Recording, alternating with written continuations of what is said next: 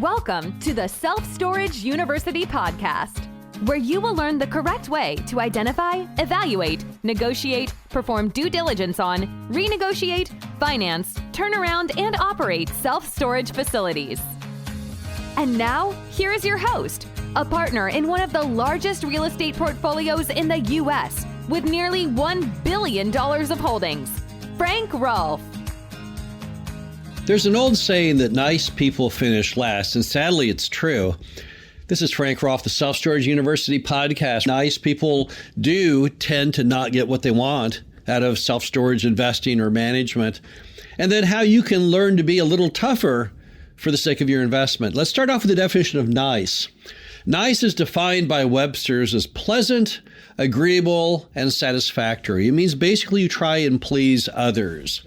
The problem is when you're buying or operating a self-storage facility, pleasing others isn't always your best option.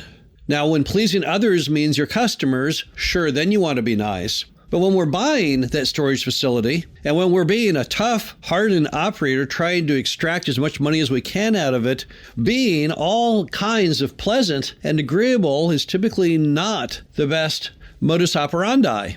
So why can't you be nice? Well, let's break it down into pieces. Let's start with buying a self-storage facility.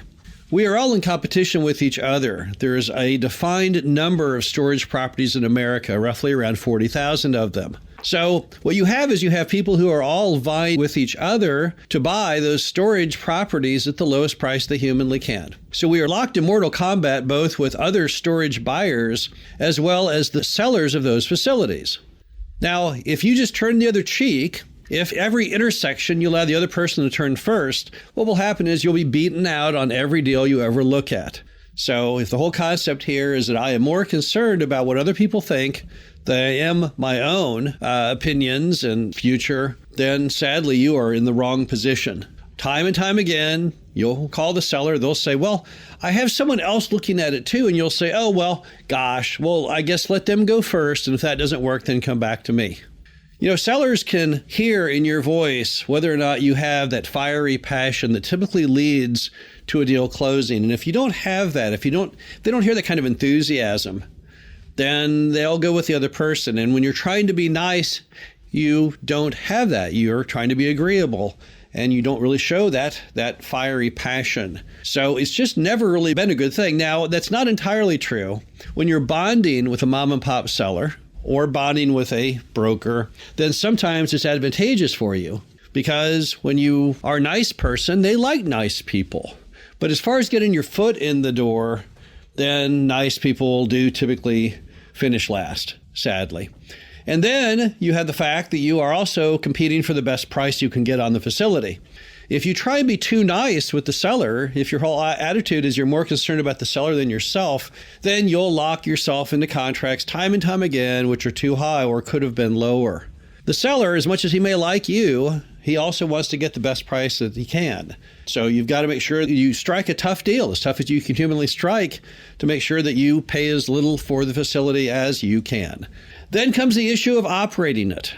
Most self-storage properties have a manager. And studies have shown that when it comes to an owner and a manager, typically being the nice person isn't the most successful. There was something on PBS years ago where they took 2 basketball coaches and they took 10 college basketball players and they had each coach take a different demeanor. One was the nice coach, the happy coach, and the other was the tough and the mean coach. So what would happen is the guy would try and shoot the free throws, and they had each player try and do 10 free throws. So there was basically 100 potential points, 10 people, 10 free throws. So the nice coach, when they would throw the free throw and miss, he'd say, well, that was a good try. Try it again. Oh, don't worry about that one. Here, try again. The tough coach would say, you're never going to make it into the NBA if you can't do better than that. Oh my gosh, you're not paying attention at all. What are you doing? Where is your posture? Well, guess who won? The nice coach, or what people would say the tough, the mean coach. Well, the mean coach clobbered the nice coach, almost by a 2-to-1 margin. That's because the players under the mean coach, they were more focused.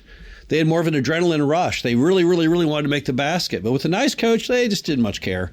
They were already thinking about, what they were going to do next because they knew that no matter what they did, nice coach wouldn't yell at them. Everything would be fine. That's how it is with your property too. So if you are a boss, if you supervise your manager with the attitude that nothing they do can be wrong, that it's all good, and you're just trying to be the nice guy, then they will have a very lackluster performance, just like those basketball players did. If, however, you say, all right, here's the deal. Here's our budget.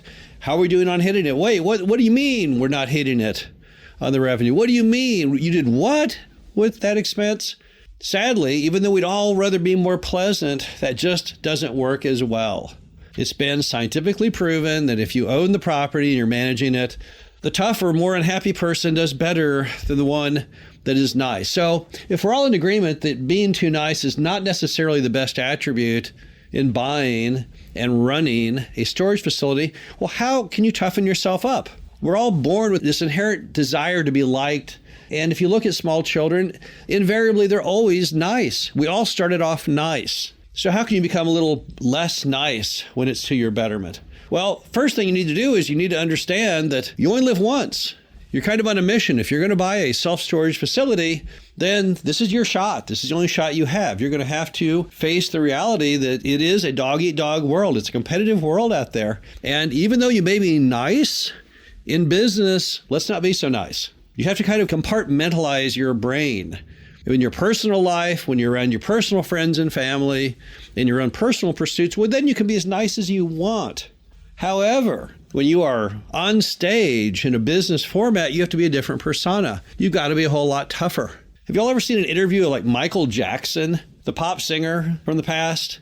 When he was on stage, he was extremely outgoing and loud, but off stage, he could barely talk. He was so insanely shy because he had developed a second persona, which is what allowed him to be the superstar he was, because the real him would have never been successful at all. That's the same thing you have to do. You have to realize that even though you like to be a nice person and you want to be a nice person in your personal realm, that you have to be a lot more hardened when it comes to work.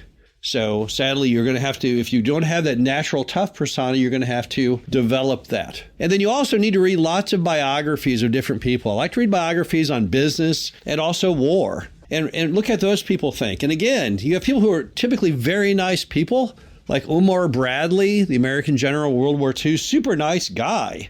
But when he was in battle, he was super tough, a super tough boss, because he knew how important it was to win.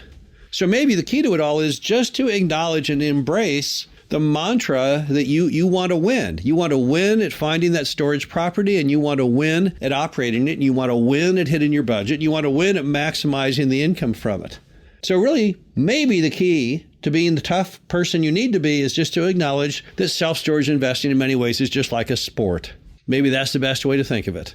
So if you have a child who plays sports, you'll know that all the time their initial personality may be super nice, but part of the key of the coach is to teach them it's okay to be tough. It's okay not to be nice when they're engaged in the sport. And if your sport is storage investing, then you have to acknowledge that you've got to adopt the personality, the framework that is the best for you to succeed. And that means that you can't just always be nice. This is Frank Rolfe, the Self-Storage University Podcast. Hope you enjoyed this. Talk to you again soon. Thank you for listening to the Self-Storage University Podcast. Be sure to visit us at ssupodcast.com, where you can learn the correct way to identify, evaluate, negotiate, perform due diligence on, renegotiate, finance, turnaround, and operate self-storage facilities.